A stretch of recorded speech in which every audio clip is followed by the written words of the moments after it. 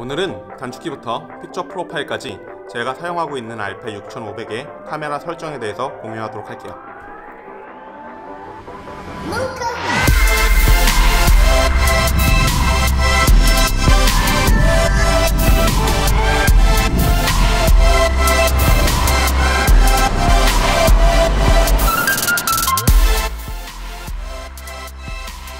양손으로 조작을 했기 때문에 저도 지금 같이 보면서 설명을 할까 합니다.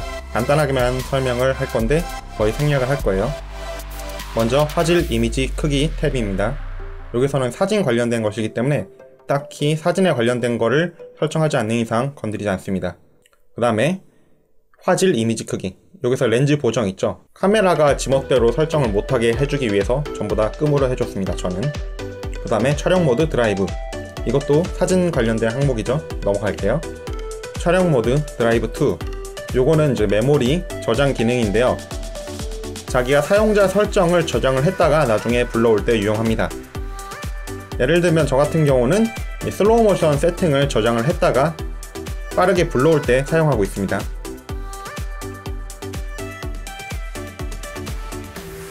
그 다음은 AF, 초점 모드는 연속 AF, 매뉴얼 포커스. 영상 모드에서는 두 가지밖에 고를 수 없습니다. 알파 6500이 오토포커스가 좋은 기종이니까 오토포커스를 적극 활용해야겠죠. 그 다음 오토포커스의 우선순위 설정이 있는데 저는 균형 강조로 했습니다. 밸런스로 했어요. 그 다음 초점 영역, 초점 영역은 저는 단축키를 두고 계속 바꿔가면서 사용하기 때문에 뭐 중앙으로 놔져 있다고 해갖고 계속 중앙으로 쓰는 건 아닙니다. 제 필요에 따라서 계속 이제 오토포커스 존을 계속 바꿔가면서 사용하고 있습니다.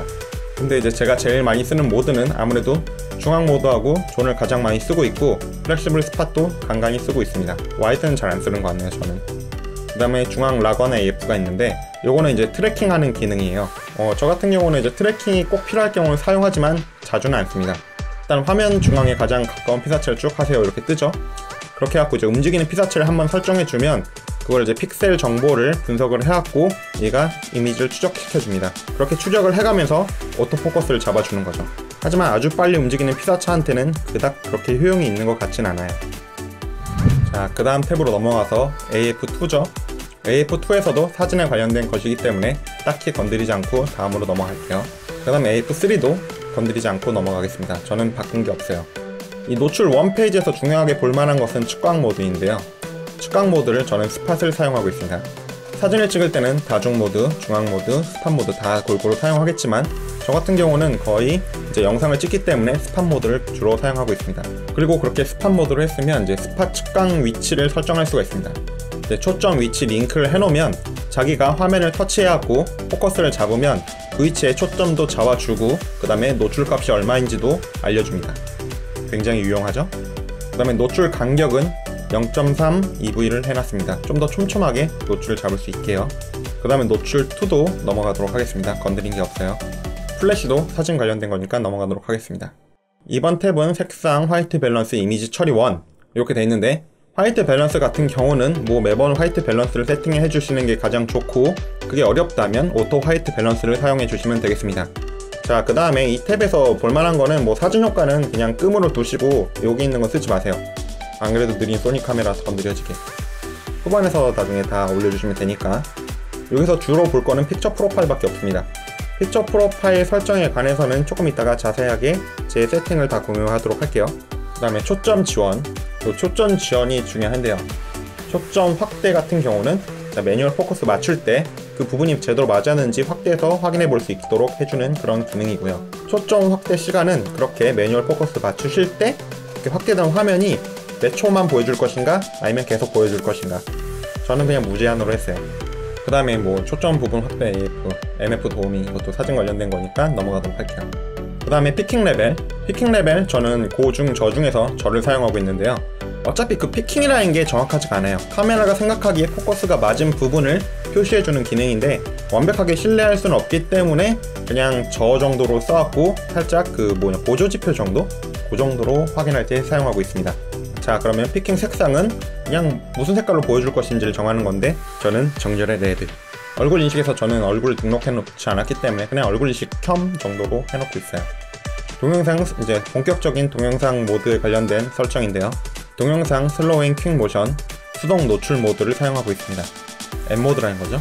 그 다음 파일 형식으로 소니의 이제 파일 형식인 XAVC 코덱이 있는데요.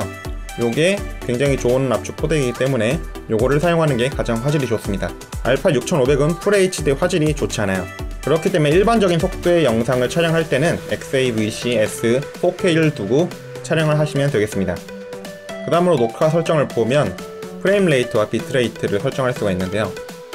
이때 가장 화질이 좋은 게 24프레임 100Mbps이기 때문에 요거를 사용하도록 하겠습니다. 그 다음에 슬로우 앤 킥 설정이 있는데요. 소니는 그렇게 뭔가 너그럽지 않기 때문에 타임랩스도 따로 주지 않았습니다. 앱을 돈 주고 사야 되죠. 타임랩스 앱이 없으신 분들은 그냥 임시 방편으로 사용하시는 정도로 쓰시면 되겠습니다. 그닥 그렇게 추천하진 않아요. 그 다음으로 볼 거는 AF 구동 속도인데요. 저는 AF 구동 속도를 표준 혹은 저속으로 두고 사용합니다.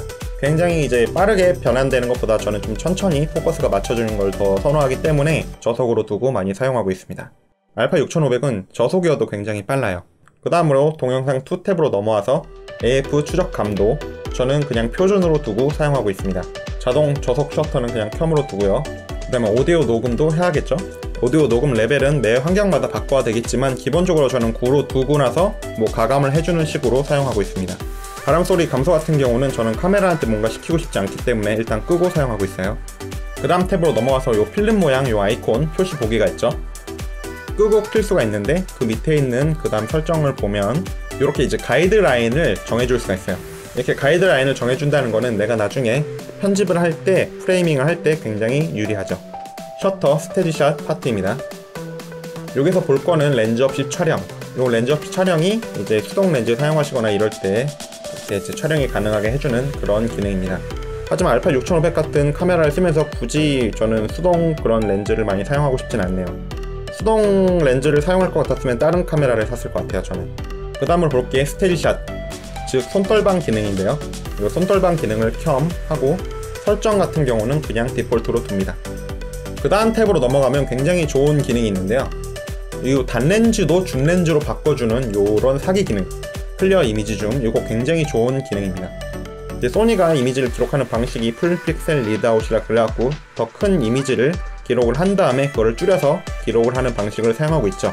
그렇기 때문에 선명한 이미지 줌을 하면 더 이제 손상 없이 그 원래 캡처했던 그 원본으로 이제 근접하게 확대할 수 있는 그런 기능입니다. 이 기능이 굉장히 좋은 게 단렌즈, 단 하나의 화각만 가지고 있는 그런 렌즈여도 그 이미지 줌을 통해서 2배까지 확대를 할 수 있는 그런 기능입니다. 굉장히 좋죠. 이거는 꼭 사용하셔야 돼요. 안 사용하면 손해입니다. 자, 요거는 그렇게 넘어가고 다음 탭을 보시면 표시 리뷰 탭인데요. 자, 디스플레이 버튼을 누르면 모니터 나오죠. 모니터에 무슨 정보들을 표시해 줄지 디스플레이 버튼 위에 있는데 요걸 차례차례 누르면 이렇게 넘어갑니다. 그럴 때 무슨 화면을 보여줄지 설정하는 것입니다. 저 같은 경우는 이렇게 3개만 두고 사용하고 있습니다. 그 다음에 이 탭에서 이제 또 쓸만한 게 제브라 패턴인데요. 이제 저 시네4 같은 경우는 107 플러스로 이제 두고 사용하고 있고, 그 다음에 시네2 같은 경우는 95 플러스로 두고 사용하고, 그 다음 S로그2 같은 경우는 107 플러스 아니면 70 플러스를 두고 2개를 지표로 사용하고 있습니다. 그 다음 자동 리뷰 넘어서 사용자 지정 조작을 설정해 볼게요. 요거는 단축키를 설정하는 거예요. 저는 이렇게 사용하고 있는데 단축키이기 때문에 자기가 손이 익는 대로 두고 사용하시면 될 것 같아요. 어쨌든 이제 저한테 중요한 거는 화이트 밸런스와 그 다음에 오디오 레벨 이런 걸 빨리빨리 설정하는 게 중요하기 때문에 그런 거를 먼저 단축키로 지정해서 C2, C1에 두고 사용하고 있습니다. 그 다음 재생 탭에서는 딱히 바꾼 게 없고요. 그 다음에 기능 메뉴 설정도 마찬가지입니다. 기능 상단 5와 기능 상단 6 빼고는 다 영상 세팅인데요. 그냥 참고하셔서 이제 같은 식으로 두고 사용하셔도 되고 본인이 편한 방식으로 두고 사용하셔도 상관없겠습니다. 지금 기능 설정했던 게 이렇게 보이죠? F&키를 누르면. 그 다음 이 탭에서는 그 다음 별로 건드릴 게 없고요. 그 다음 탭 넘어가서 이것도 건드릴 거 없습니다. 넘어가고 요 비행기 모드 정도? 그렇게 해봤자 배터리가 워낙 빨리 다는 그런 카메라이기 때문에 할 말은 없네요. 이렇게 배터리가 빨리 달기 때문에 배터리 솔루션의 경우는 여러 가지가 있는데요. 저 같은 경우는 배터리를 여러 개 들고 다니면서 사용하거나 아니면 더미 배터리를 연결하고 사용하는 경우가 많습니다. 왜냐면 움직이면서 찍는 경우가 많기 때문에 무거우면 안 되거든요. 하지만 뭐 이제 인터뷰 같이 뭐 두고 찍거나 이럴 때는 보조 배터리를 연결해갖고 전원을 공급합니다. 그때그때 다르지만 저 같은 경우는 그냥 배터리 많이 들고 다니는 게 제일 좋은 것 같습니다. 이제 그 다음에 다른 세팅은 볼 거 없고 이제 어플리케이션에서 저는 딱 하나 깔았습니다. 타임랩스. 알파 6500도 사진이 꽤 잘 찍히는 편이기 때문에 타임랩스를 찍어도 굉장히 준수하게 잘 나오기 때문에 이 타임랩스 앱은 불미학 겨자 먹기로 그냥 살 수밖에 없네요. 소니가 공짜로 주면 좋은데 안 주네요. 이 다음으로 이제 설정할 거 딱 하나밖에 안 남았는데요.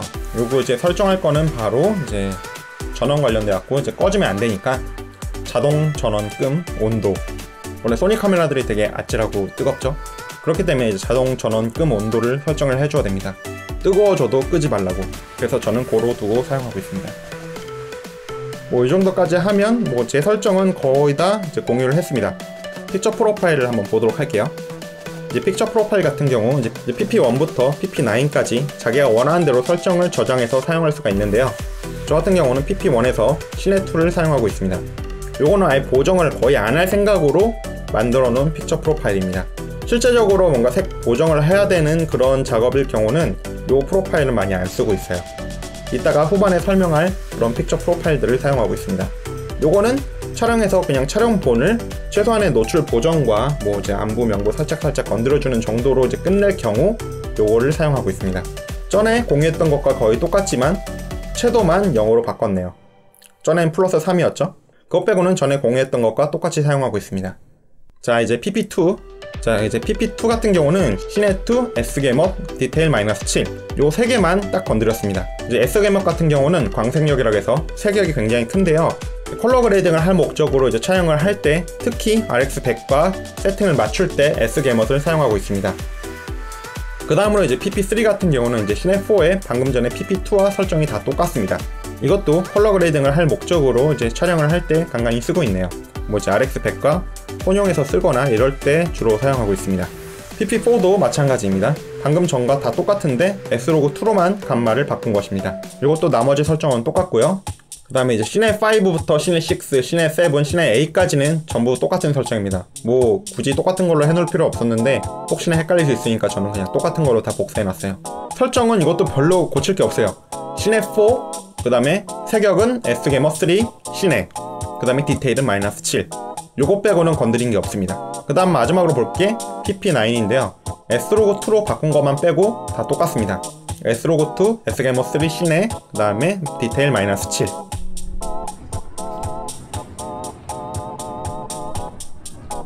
아재한테는 무리였어. 형은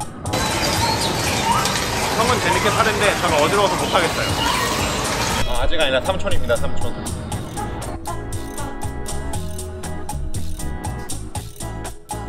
오늘 이렇게 카메라 설정에 대해서 공유를 해봤는데 도움이 되셨으면 좋겠습니다. 근데 VR은 너무 어지러운 것 같아요. 진짜.